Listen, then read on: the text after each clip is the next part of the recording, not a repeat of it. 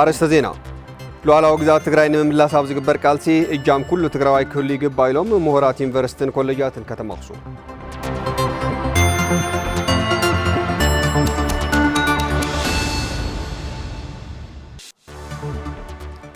ማሕበር ደቂ ኣንስትዮ ትግራይ ጨንፈር ጀርመን ልዕሊ 1.6 ሚልዮን ብር ንመሐከሚ ጉድኣት ኩናት ትግራይ ሂባ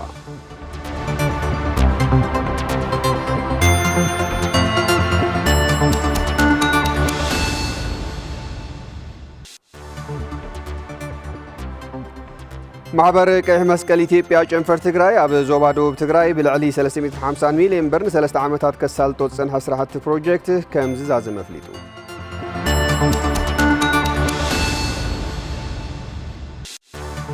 ሰላም ጥዕና ይሃበልና ዝኸበርኩም ተመልከቲ ቴሌቪዥን ትግራይ እንሆ ነዚ ዕለት ናይ ሰዓት 1 ዜናታት ሒዝና ቀሪብና ኣለና ዜናታት ሰዓት ብምርሃን ስፋዝ ጋስበይ ብመደብ ምልክት ቋንቋ ሰለሞን ሃይሉ ምስ መላሶ ሙያ ስቱዲዮ ቴሌቪዥን ትግራይ ምሳም ጻንሕት ከለውና እዩ ክሳብ መወዳእታን ምክትታልኩም ዓዲመ ናፍቲ ሰላማዊ ዜና ክሰግር ሉዓላዊ ግዛት ትግራይ ንምምላስ ኣብ ዝግበር ቃልሲ እጃም ኩሉ ትግራዋይ ክህሉ ይግባእ ኢሎም ምሁራት ዩኒቨርሲቲን ኮሌጃትን ከተማ ኣክሱም እቶም ምሁራት ነዝበሉ ቤት ምክሪ መንግስቲ ትግራይ ናብ ስርሑ ይመለስ ዝብል ውሳነ ማእከላይ ኮሚቴ ህወሓት ተመልኪቶም ኣብ ዝዘተይሉ እዋን እዩ እያሱ በርሀ ዝለኣኾ ፀብጻብ እዩ ራሄል ኣረጋዊ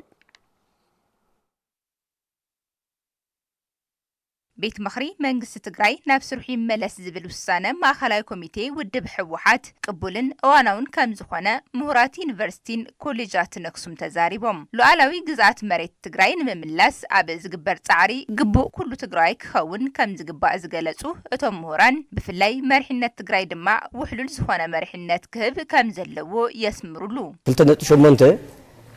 زاكل ناي تግራይ ህዝብ መሪጽዎ ዝነበረ ናብ ንቡር ይመል ሕዝቡን ንሱ ምምላስ ንህዝብ ትግራይ ይረብሖ ንኹላትና ይረብሐና እምበር ንጉድኣት ይጋብዘና እዩ ዝብል ስጋት የብለይን 2014 ዝነበረ ናይ ኢኮኖሚ ቁልውላውን ሕዝ ዘሎ ናይ ኢኮኖሚ ቁልውላውን ንረአዮ ኣመንታይ ብርካ ከም ዘለና ንረአዮ ኣብዳስ ምናልባት ኣነ ሕጂ ጽቡቕ ሁሉ ኾን ይኽእል معات أبدأ زوجت حزب الله يسألنا الله أو كنا تنازلنا سلازي مسا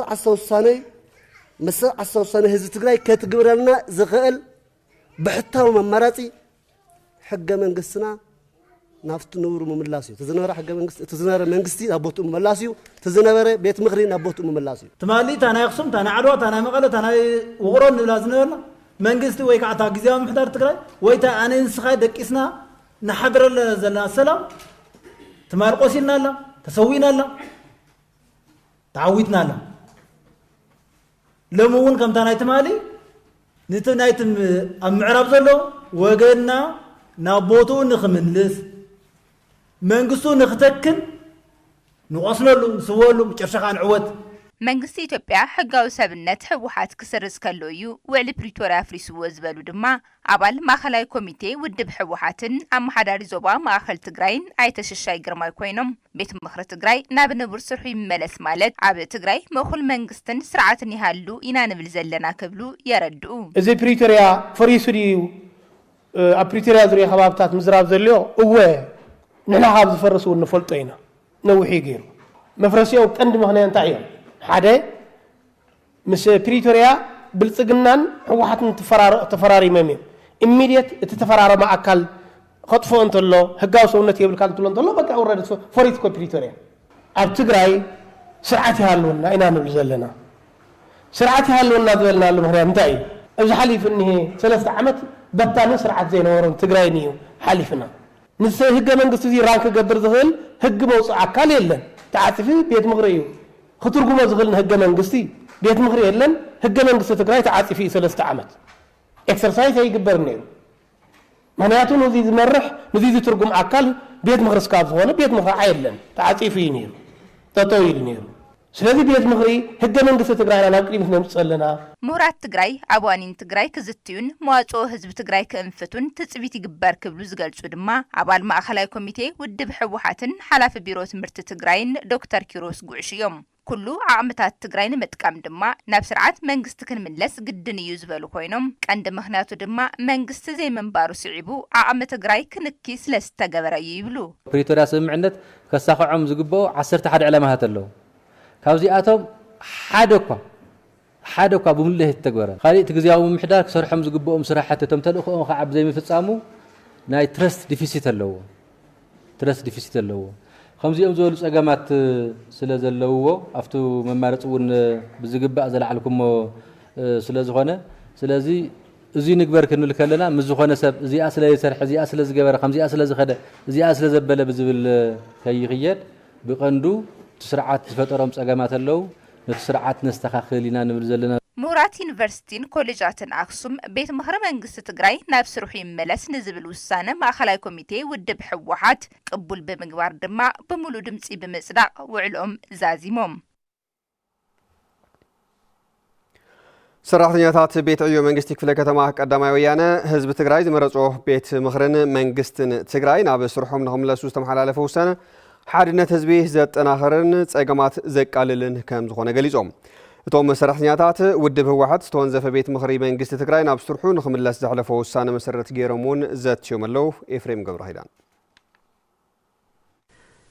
ሰራሕተኛታት ቤት ዕዮ መንግስት ክፍለ ከተማ ቀዳማይ ወያነ መቐለ በማእኸላይ ኮሚቴ ውድብ ህወሓት ዝተወሰነ ቤት ምኽርን ክልላዊ መንግስት ትግራይን ናብ ስርሖም ክምለሱ ንዝቐረበ ውሳነ ኣድሂቦም ዘተካይዶም ቶም ሰራሕተኛታት በቲ ውድብ ተሰናዲኡ ንዝቐረበ ሰነድ ድሕሪ ምምይያጥ ብምሉእ ድጋፍ ቀቡል ገይሮም ባህግን ጠለባትን ህዝብ ትግራይ ንምምላስ ዘኽእል ውሳነ ከም ዝኾነ ዝሕብሩ ሓላፊ ቤት ጽሕፈት ዘፈር መንግስታዊ አገልግሎትን ምክትል አማሕዳርን ክፍለ ከተማ ቀዳማይ ወያነ ኣይተ ኣታኽልቲ ኣረጋዊ በወገኖም ህዝብ ትግራይ ዝመረጾ ቤት ምኽርን ክልላዊ መንግስት ትግራይ ናብ ስርሖም ንኽምለሱ ዝተመሓላለፈ ውሳነ ሓድነት ህዝቢ ዘጠናኽርን ጸገማት ዘቃልልን ከም ዝኾነ የረድኡ ቼክ ኤንድ ባላንስ ንኽህሉ ምስሩን ዝደለናዮ ከም ህዝብ ትግራይ ዝወከሎ መርሒ ንኽቕመጠሉ أفتح محبر إيكونومي أفتح استفادة لنا إيكونومي وفايدة زلوا كوب أبك جبر اللي نتخينه تز دليل من قصتي خامة الله مالتي سلازم نسم ملأ سكر كله بمخنياتي مواصل هذا تجري زنات صريو اتز تمحلال فوسانه ودعو خناتات تجري زجنا زبن وانا ونمخانو زجلاتو توم سرحتنياتات بوغنوم نتجبرا ونتو بتبعات كم زنك أساقصون نتفات تساتف تخام زخونن يرجعتو تودينا تماكلنا تحاجنا تمخاخرنا ناي مقام عقمنا كوسخ سلازخيل تودادوا نسيو خملس الله زين ناي تودب وسانه انا وين ببوزيتيف يزريو لمحبرسبون تقاما ايزو الحساب زلنا حزي نواصونا هزي تجراي انكيرو نزلصو فتنات بزغبا تقاليسو بيت مخرف مجلس اللو بيت مخرف مجلس اللو قص المرص انا وين دخل داخل ساكف كينو بيت مخرف يسوسن أكل يغسل أي غسل كل زخات بيت مخريم حزون كمعنا زلنا مريتا بيت مخرما تزدها السنة تخكل يوم زدا بيفنا زمن زفافنا ذات حيرنا كنكالس إلى يزعلنا لابزا زنبرتا بيت مخري لكل تقراي لابوتو مملاس زي لوط أنا هيزو تقراي منقص تقراي لابوتو لبيت حفظ مملاس زي يتلوطي كاو أدمون بيت مخري وعلبورتريا أفرس الزبل عين مرن يفرس الزبل عين مرن أي فرس يقول تأكيد صنيع موت أنا هانتي بيت مخرنا مملاس بيت مخرنا كملاس الله منقصنا كملاس الله لين أنا نقول قبول مجورو مالتي عبت مدرخ ذاته حزباو منقستنا نمختنا بزبل مرح حساب ستميايتو توم سرحتنياتات بعال شدش تنت بزلو مجلس قوام بموتا نزغربا وسانه بملؤ دمتي أتصدقام ቁጠባ ትግራይ ንምድሃም ዝስራሕ ዘሎ ስራሕቲ ንምብርዓን ሓበራዊ ቃልሲ ክንገብሪና ኢሎም ማሕበረሰብ ንግዲ ከተማ ዓድዋ ማሕበረሰብ ንግዲ ከተማ ዓድዋ ውድብ ህወሓት ዝተወንዘፈ ቤት ምኽሪ መንግስቲ ትግራይ ናብ ስርሑ ንኽምለስ ዘሕለፈ ውሳነ መሰረት ገይሮም ዘትዮም ኣለዉ ገብረ እግዚአብሔር ገዳሙ ዝለኣኾ ፀብጻብ ፀጋይ መኮነን ካርቦ እዩ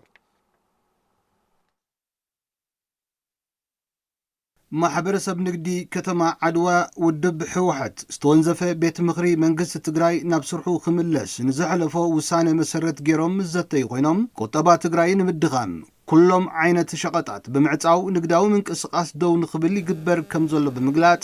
ነዚ ጸገም እዚ ንምፍታሕ ኣብ ዝግበር ጻዕሪ ድማ ሓበራዊ ቃልሲ ከም ዝጠልብ የገንዝቡ ካብ ጦርነት ንላዕሊ ግን ህዝቢ ሃለቀሎ እዩ ብሕማም ብጥሜት ብውርደት በቃ ህዝቢ ትግራይ ሪእዎ ዘይፈልጥ ውርደት أزين حلنا زل وسب بمن ملكعي بتعم نشحات عمة أو عالم ترى زي فقلت ولا إسرائيلويان زي قط وردات مكرة قط يمنا إن هي مالتي خام هزبي نلمنا لنا نخدنا برس نلمنا لنا زي أنا حز ورص تزفلت إذا حشنا بزخانة يكون تودع بحليو ورصنا خام هزبي مخنياتو تنتلتيلنا ليتنك أثرن أي نبر تحزني هزوزنا ورا الله أنا رد أنت قوين تزبزح سلازي وداوي حلونا أنكر رازقنا وداوي أشاقيرهم زرق وداوي خونا اللوا كم تجارو خن هلون دحر كوينا كم تجراي كتعبين كتحالفو تقوينا تسقم كلنا أبز أجندة زي عسيلنا نايبة جزء رسنا ببعقمنا قلوا زلوا بقلوتو ماتريال زلوا بماتريالو بتحساسوا زلوا بتحساسوا أبزي عسيلنا تجراي عدنا نايتهم كلهم زحلفوا نمي أنت تجراي لهم زحلفوا ناي 10 شعات عمتن ناي زحلفنا يو زحلفوا سواتن ناي كلهم محلة نام حلنا أين حلف نام حاليهم كيدهم أجوبنا ونعم كيدهم سلزي أنا كلنا ببعقمنا أبزي عسيلنا تجراي كنا ساقرا علنا حق ترير حق زي مرلاو عبيود كتفت هزبقاتهم حزون عبيود كت نقاطم يخيرل حزون حق حياة حقيبو تزيبيلو بتعم خبيدي برت منقستنا بوتي ملس ممارصن زي ولو تخكلنياي تودو كيدو وزني خيادو زي حزب تعم صبغي مسمان ناب تزبعس قديفكا تزحيش ناقدفكا تزبعس خيمص ناريخا مخاد تكايدان توعزون صبغيو غنو كل صبغنوت غن تقاليات يفنا حزون حقن سرعات النحازن تزغيد سرعات قصر تزهلو نقداي محبرسب تقليلو نخس علامات زقبرم بوغن ماكلاي منغستي زخونه يخون شقات ندادي بجت ناب تግራይ كياتو عقيتو خمس حزز غلصو كنتيبا كتما عدوا ايت تسفاي قبرولد بوغنوم حزون نزخونه كالوت مسرتاوي حتتات تግራይ نخملسو كله ابتو وسانه كعسل كم زلو يحبروم توسنه بجت دو يلق ወይ በተደጋጋሚ ንጽሕፈልና ሞቶ መዳራደር ተአካላት ረኾን አሞንጎ መጽዮም ትክክል ይኮንኩም ይሎም ናብ ሰላም የቱና ነዚአን ክንብለጽ ንሰላም ክንብለጽ ኢና ከም ዓርሲ እዚ ተሸኪምናዮ ከይድናምበር ፌደራል መንግስቲ ካብ ዘፍርሶ ውዒሉ ሓዲሪ ነዚኣ ክንጥቀም ጥራሒና አፍሪሱ ወንሃሎ እናፈለጥና እናሃለና ውዕለ ፕሪቶሪያ እንሄና ባልና ንኮኩም ነርና ኢና ንሕና ወነው ዝመድረኽ بوعل بريتريان سايا مرخويتنا إنا نلوكم يرنا مالتي نستايا قد أنجمد بأينا نقاسق زلنا إنا نلوكم يرنا فريسا يبلناكم سلازي زين تخوينهم مهزخه هزوغن دبينتنا وعل بريتريان نولنا نازمبرنا ننمرس ويزخنا وداد وفتيرنا قد عليه هلونا نرغاغص زبل يقاريو زل هزي سلازي خنقصل لنا ناو كالي درجه أموداتا أتوم نقادو نتب ماكلاي كوميتي حوحة تستوسنة وسانة دقفهم بمقلات مدرق ميتهم زازيموم سرحتنياتات منغستي كتما ورو تونزيفوت صنحه بيت مخرين ابوتو يملس زبل وسانه ماكلاي كوميتي حوحة كم زدقفو فليطوم مراو تسفايز لاو حصبصاب درس برهانه سرعة منغست مهلاو صقم تግራይ مفتاح كم زخل نمرتي كتما ورو ابا زكايدو وزت حبيرم منغستناس ناو نورخ ملس ازينا علي امنتيو منغستن تهليكايو اصنيعخا خطكارخر كتلازب كترادادا اون زلكا زبل امنتلني بكاردنا خسكع نقيرو حقاو منغستنا تمليسو زي دخمصنا تيلنا سوقتيلنا سفحينا انا كنقرم بي تاي مكبدلنا ايو أبو زي ولا جزا نزي ولا جزا استايدة كبيا سلازي مكربيتنا نعبوتو أتمليسو حقاو منقستنا أنت تمليسو جن نشتاي كانوا مقتلو نحساب فلالاي استفلالاي ودبات الله خلوت اللي تاتلو ناي كله تجراي تجبني تجراي ناتئيا زبل نحساب فلالاي زلوا ناب حدا زمص غيركا نعبوتو أتمليسو حدش متياش تغيرو منغستنا تخيلنا نقدميت نخدو العدل كفتر الله زبل حساب لني زمرطنا يا بيت مخرين او نورو تتمليسينا تزبصحنا حتتات اقريمنا تحتاتنا كنراغص نخيل لاو زنوري مالس مالت هاي مالتيو دلدل مالتيو تتوت يخنور دلدل تسجر تخوين كاتا دلدل كتهللوا هاي مغري مرحي زمصلا بايال بايل مرص مالتيو ስርዓተ መንግስቲ ተዚሃልዩ ትመጉተሉ ትቃለሰሉ ሜዳ ስለዘየሉ ዚ ቤት ምኽሪ ተመሊሱ ስሩዕ መንግስትን ውድብን አልዎ በውዳበ በስርዓት ተቃሊስ ያሃ ተሸንፈ ተልሞ መምላሱ ተከክል እዩ ከንቲባ ከተማ ውቅሮ አይተመሉ ማሩም መምላስ ቤት ምኽሪ ሓቋፋይ ስርዓት ንክህሉ ከም ዝሕግዝ ሓቢሮም ሕጋዊ መንግስትና ቤት ምኽርና መሊስና ድማ ንዝገጥሙና ፈተናታት ውንጋፈጥ በብዘለና ኮይና ድማ ልምዓት ነሳልጥ መኸተ ንምከት ድሕሪ ዓሚቕ ምይይጥ ብማእኸላይ ኮሚቴ ሕወሓት ዝጸደቐ ሓሳብ መምላስ ውዝፍ ቤት ምኽርን መንግስትን ብሙሉእ ድምፂ ኣጽዲቖም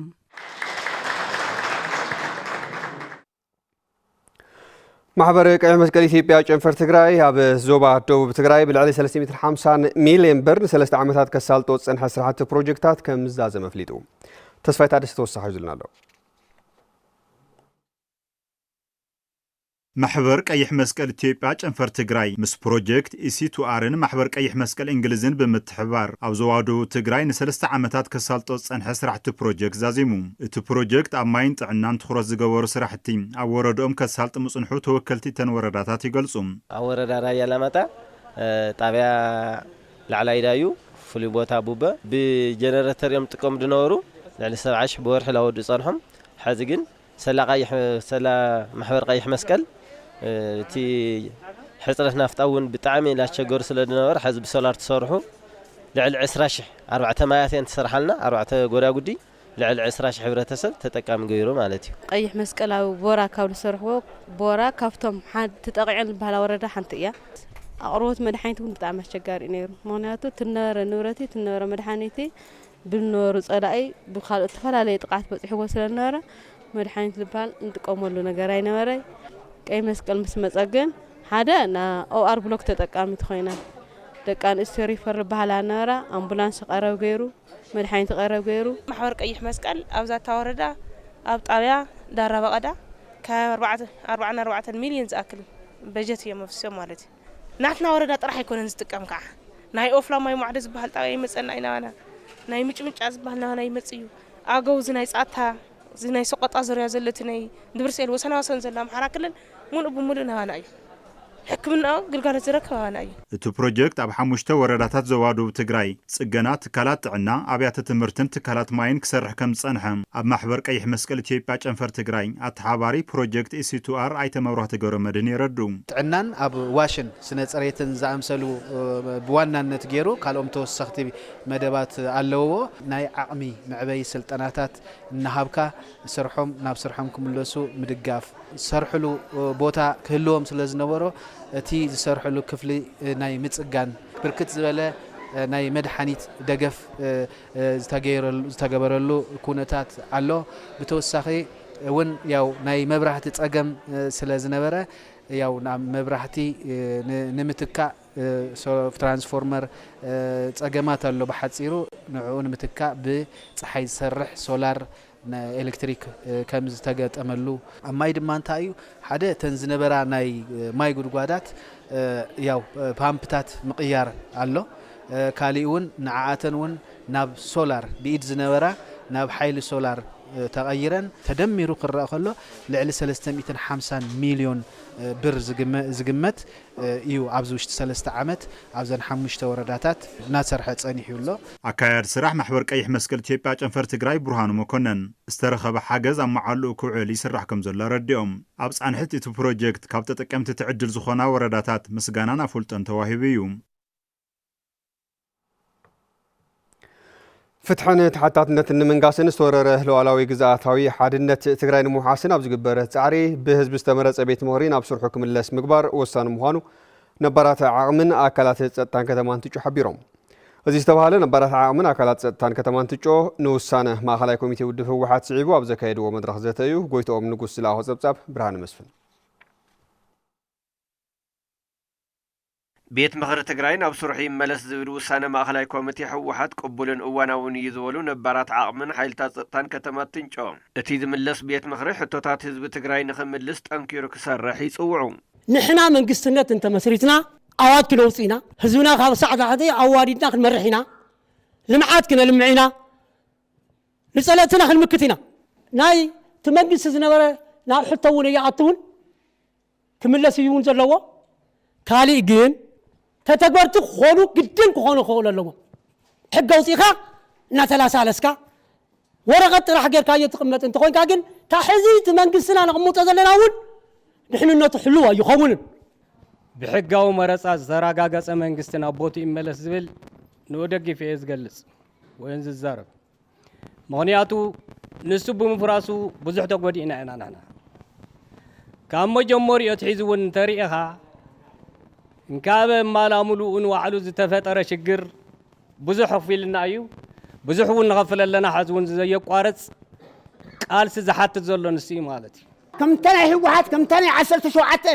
ዓመት ተቃለስና እያ መዓንጣና ስጥመብልና ንደቅና እውን መኺና ክንቃለስና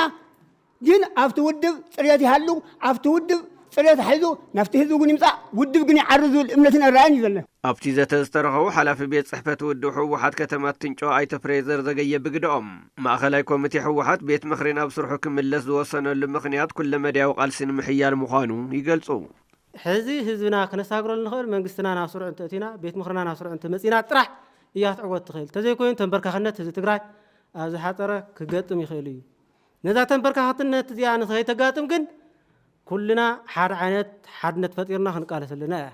ከንቲባ ከተማ ትንጮ ኣይተ ሙዘይ ደበበ ብግድኦም ቤት ምኽሪ ናብ ስርሑ ክምለስ ዝተወሰነሉ ምኽንያት ኣብ ትግራይ ፍትሕን ተሓታትነትን ዘረጋግፅ ስርዓት ንምዝርጋሕ ዝዓለመ ምዃኑ የብርሁ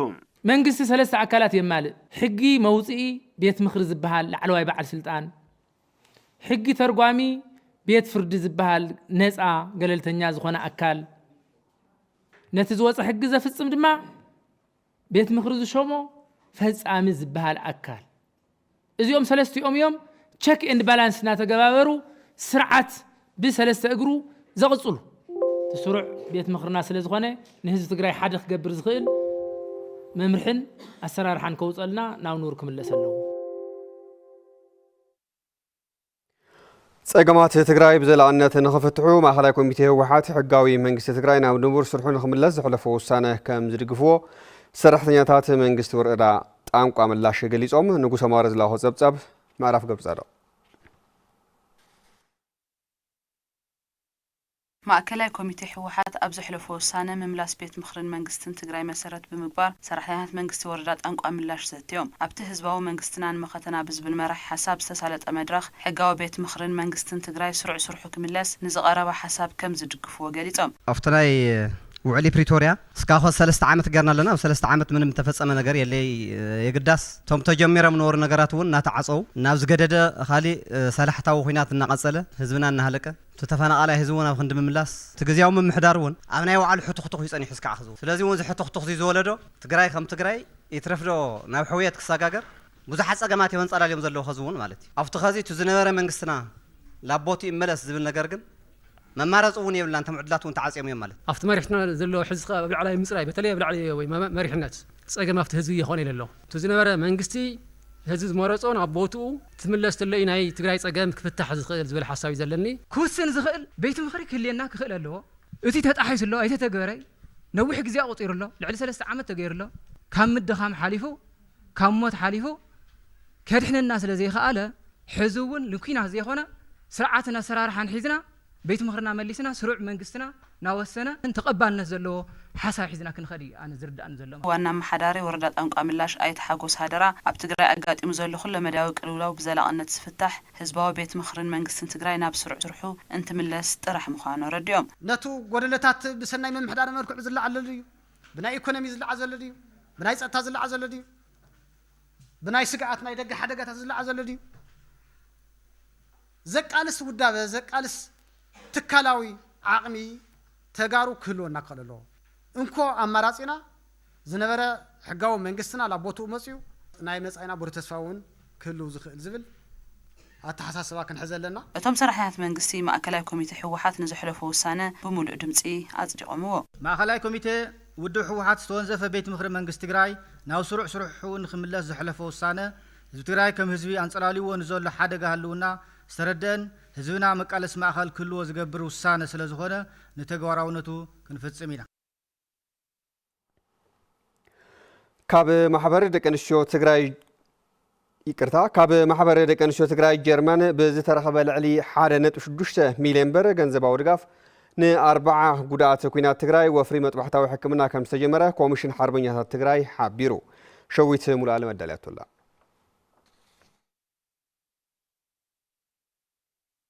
ካብ ማሕበር ደቂ ኣንስትዮ ትግራይ ኣብ ጀርመን ብዝተረኸበ ልዕሊ 1.6 ሚልዮን ብር ገንዘባዊ ድጋፍ ን4 ጉዳት ኩናት ትግራይ ወፍሪ መጥባሕታዊ ሕክምና ከም ዝተጀመረ ኮሚሽን ሓርበኛታት ትግራይ ገሊጹ በቲ ወፍሪ መጥባሕቲ ሕክምና ተጠቀምቲ ዝኾኑ ጉዳት ኩናት ንዝተገበረሎም ሓገዝ ድሕሪ ምምስጋን ካልኦት ብዙሓት ጉዳት ሓርበኛታት ብቕልጡፍ ሕክምናን ስርዓት እግሪ ምትካልን ክግበረሎም ይጽውዑ ብቲ ዘለና ባጀትን ክሕከም ስለ ዘይንኻልና ኣብ ሕዚ ኣብ ስቃይ ናብ ቀንዛን ዝርከብ ዘለና ተጋልቲ ንሕና ኢና ማለት እዩ نحن تعدل رخيونا لنا بحب كوانا بالعدد دمو أو عرض دكيسهم 3 عامات 4 عامات حكمنا زي رخو حواتنا وسلو زلو نعم لك حكمون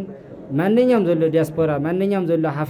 حفتام ما نيام زلو نتقراي فتاو زخون عملنا تحكمهم قانزوم تدحون زبل التحسوا زلنا مالتيو قالت أكلت مداركتي ودا دياسبورا متحبار كقف حلوة اتوفر مطبحتي نبوزح اوانا تتصبيو نزنحو ጉዳት ኩናት ዝግበር ሕክምና ምዃኑን ኣብ ሓደ ሰሙን ተሳርሑ ከም ዝውዳን ሜዲካል ዳይሬክተር ሆስፒታል አዋሽ ዶክተር ካሕሳይ ተኽሉ ይገልጹ ብናይ ኦርቶፔዲክ ሕክምናን ኢሉውን ናይ ሓፈሻዊ መጥባሕቲ ሕክምና ንኽግበረሎም ነዊሕ ግዜ ትፅቢት እናገበሩ ዝጸንሑ እና ሕዚ ኣብ አዋሽን ኣብ ደጀን ሆስፒታልን ብዝወሃብ ሕክምና ኣብ ሓደ ሰሙን ተጠናቂቁ ናብ ድሕሪ ሕክምና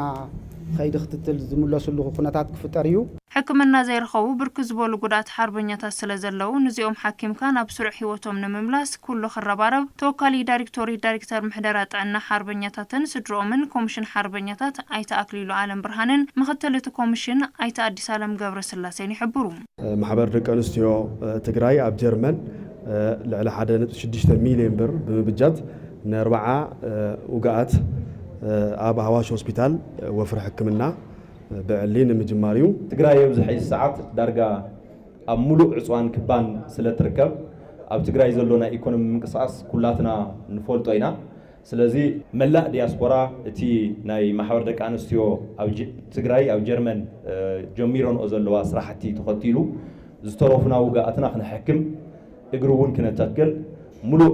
ሕውየት ኣካላውን እምራውን ሕውየት ጉዳኣትና ንኽረጋገጽ እቲ ዝግብኦም ክብርን ሕክምናን ክንገብረሎም ድጋፎም ንኽገልጹልና ነግረ መንገደይ በዚ ክጽውዕ ይደሊ ምእንተ ህላው ህዝቢ ትግራይ ኣካሎም ዝገበሩ ጉዳኣት ኩናት ኣገልግሎት ሕክምና ንኽረኽቡ ኩሉ በብዓቕሙ ክሕግዝ ድማ ጻውዒት ቀሪቡ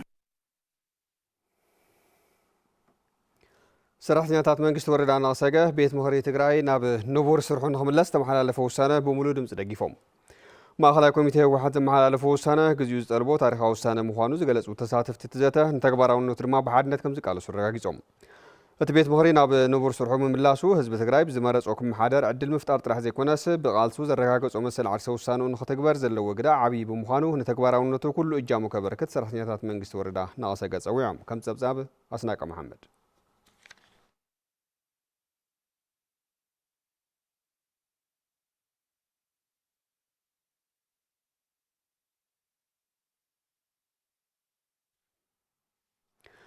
ክቡራት ተመልከትና ካብዚ ብምቕጻል ዜናታት ስፖርት ውሽጢ አንድ ወጻሊና ክነቕርበልኩም ያሬድ ገብረ እግዚአብሔር ይጽቤና ኣሎ ናው ከስክረም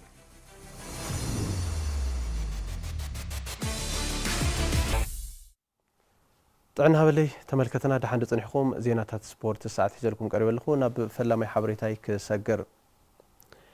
መበል 29 ሰሙን ግጥማት ሲቢ ፕሪሚየር ሊግ ኢትዮጵያ ዕለት ሐሙስ ቀጺሎም ክካየዱ እዮም بمرحلة سيداما بونا زغطت زلو قطمات سيبي بريمير ليج إثيوبيا على حموس بربع تتصوته كقصة اليوم 20 شعات نتبي أهاليلا أب مبل 10 شعات تركب مغلى 7 درتا على حموس ساعة شعات أب ستاديوم أديس أبابا نهادي هوس أنا كتقدم يوم مغلى كابت زلات حدقة مراد نموتة عوت جدا زبلات صوتها دما كخونيم ساعة 10 تخلته أب ستاديوم أدما ساينس تكنولوجي ني إثيوبيا بونا تقدم والوالو يونيفرسيتي عديغرات 30 كلتنا تبحيزا مبل 10 تشديد تسريع زل خوينا والوالون كاب سقات مراد نمنقاف وسان صوته كتكايدم 20 شعات تبحيزا مبل 10 شمون تسريع زل مدرجنا تشردما عربي ساعة 10 نبحر دار كتما كتقدم يام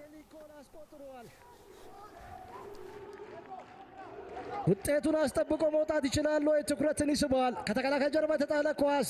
ሐፊዝ ኮንኮኒ፣ ዳዊት ገብሩ ነው ለጎል የተመቻቸ ኳስ መስጠት የቻለው በዚህ ረገድ። ዋው ድንቅ አጨራረስ እንዳልካቸው ጥበቡ። ትክክለኛ ዳይሬክት ጎል ነው። ከበረኛ የተመታውን ኳስ ዳዊት ገብሩ ጥሩ አሲስት ነው ያደረገው። ብሉጻት ተካእቲ ደቂ ኣንስትዮ ብሽክሌተኛታት ተፈሪ ከምዘላ ጋንታ ብሽክሌታ ከነኣን ገሊጻ። ዮሐንስ አሸብር ብዝርዝር ቀርበልና እዩ።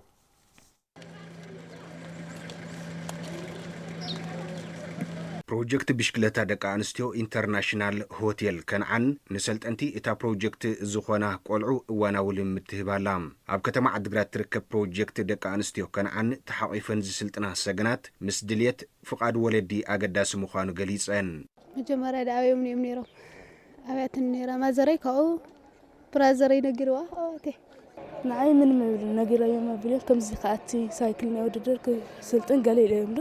ናይ እሸጋ ጥራሕ ተሰጢል ክሰርሕ እምበር እሺ ገለ ኢሎም። ኣብ ቦታ ልምድ ዝረኸብናየን ተቐዳደምቲ ሰገናት ምብራቕ ቶማስ፣ ሓበን መዝገቦን፣ ታሪክ በርሀን ብሳላ ጽልዋ መድረኽ ውድድርን ፌስቲቫል ብሽክሌታ ከተማ ዓዲግራትን ስሕበት ከም ዝፈጠረለን ተዛሪበን። ፒያሳ ንሃለይ ንማህደር ገለ ክፃወታ ንሃላ ንመራዊት ክፃወታ ይርአ ነይረ ካብኡ ንሮውን ስርኣኽዎ ዘሰልጥን ምስኮን ካብኡ ደስ ዓተይ እውን ኢልነሱ بالكاعات وسيدسالي زلترني مسكن نرو ددري بطعم دسيلنا هاب نشتي بطعم سمعت نيرنا سايكل كاو وددر قال خيل خلق امصير نيره كاو بخوم سمعت حزناتي ካብቲ ምስረት ነዊሕ እዋን ዘይገበረት ፕሮጀክት ከነዓን ኣብ ሃገራዊ ውድድር ፕሮጀክታት መዳልያ ከም እተዓወተት ዝገለጸ ኣሰልጣኒ ኑሩ ረማዳን ካብ ቴክኒካዊ ስልጠና ብተወሳኺ ናይ ውልቁ ብሽክሌታ ብምቕራብ ንልምድ ከም ዝድግፈን ይሕብር። ኣዋል ደጋጣሚ ኣብ ዝህዝ ሰዓት እውን ሒዘንኦ ዘለዋ ላ ዝህዝ ናይ ከነዓን ኢንተርናሽናል ሆቴል ያው ሓገዝ ሕዚ ጀሚርና ላ ኣብዚ ትሕዘን ናይ ውሱን ዋርሒ ናብ ከባቢ ክልተ ወርሒ ከባቢ ክገብራ ኢለን ኣለዋ ያው ብሽክሌታ ስለዝነበራን ተንቆልዑት ብሽክሌታ ሂበየ ዘጻውተን ስኻ ብሽክሌታ ሃባ ሞዛ ቆልዓ ቢዝኻን ሓግዛ ዝብል ነገር ተስፉ ዝበሃል ዳምግብ ቤት እንዮ ንሱ ብመባል ካብ መቐለ መፅያ ያው ኣነት ብሽክሌታ ሂበያ ዘለኹ ማለት ደቂ ኣንስትዮ ኣብዘ ዝመልክኦ ዓይነት ስፖርት ክሳተፋ ድማ ዝያዳ ውፅኢታዊ እዩ። ወለዲ ትኽእልዎን ዘለዎን ሙከራ ይሞክራ ትሓልፍ ብእውን ክሓልፈለን ይኽእል ብኻልእ ሰብ ኣብ ገዛ ኮፍ ዘላስ ምንም ትርጉም የብሉን እኮ ደቃ ዘለተን ታኽእለት ዘለተን ሰን ተሰሪሐን ዛዘለተን ክእለት ክወዳ ይኽእል እየ ከምዚ ውድድር ክህሉ ከላ ህዚ መፅኻ ገለ ትርኢ ኮይንካ ብጣዕሚ እዩ ሓጎስ ዝሕዘካ ካብኡ ግን ካብ ገዛ ወፂንስ መፅን ንኽሪኣ ካብ ገዛ ወፂን ኩሉ ነገር ንኽመሃራስ ይደሊ እያ። ዓበይቲ ክለባት ብሽክሌታ መጠናዊ ደገፍ ከም ዘበርከትሉ ኣሰልጣኒ ኑር ብምስግና ኣደጊፎም በዚ ኣጋጣሚ ዝሕጉዝ ንክለባት ኣለዉ ከም ዝሃውኒ ማለት ቅድም ኢሎም ዝሃውኒ መስፍን ኢንዱስትሪያል ኢንጂነሪንግ ሰብዓውን ንእሽቶ ሂብኒ ነይሩ ያው ቶም ኩለን ክለባት ትራንስውን ሂቦም ነይሮም ያው ኩሎም ክለባት ዓቕሞም ዝሓገዙን ግዜ ነይሩ እዩ ኣብዚ ሕዚ ሰዓት እና ንኣቶም ብፍላይ መስፍን ኢንዱስትሪያል ኢንጂነሪንግ ከመስግኖ ይደሊ ማለት እዩ።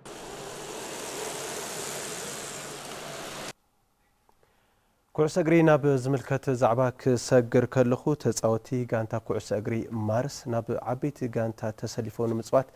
ብፃዕሪ ይሰርሑ ከም ዘለዉ ገሊፆም ኣለዉ። ብርሃነ በየነ ድማ ብዝርዝር ከውልና እዩ።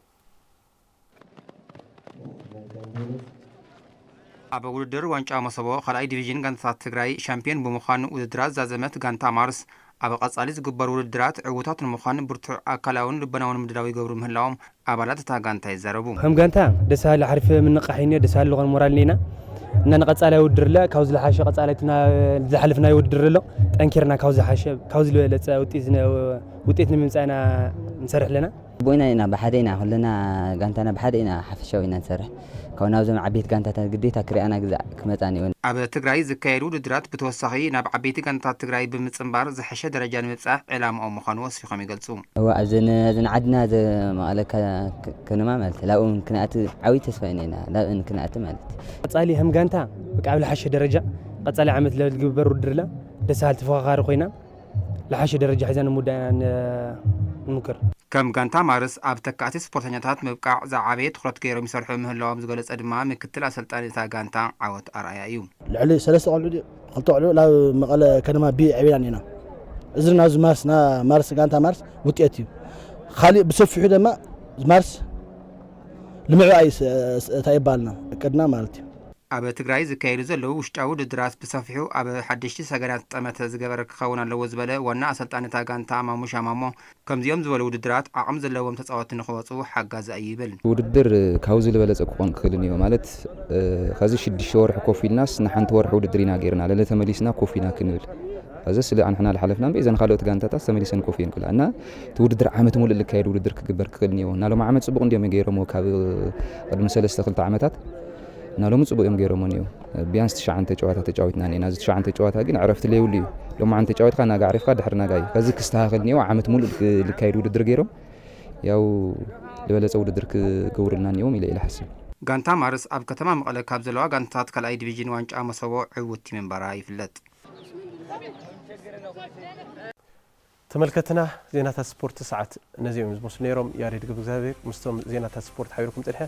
مستروفهم بلاتنا سنة جزيكم لكم كبرات تملكتي تلفزيون تግራይ زينات زعلت سابزي كم بيتنا لنا نمكتالكم أمسجينة بروكزة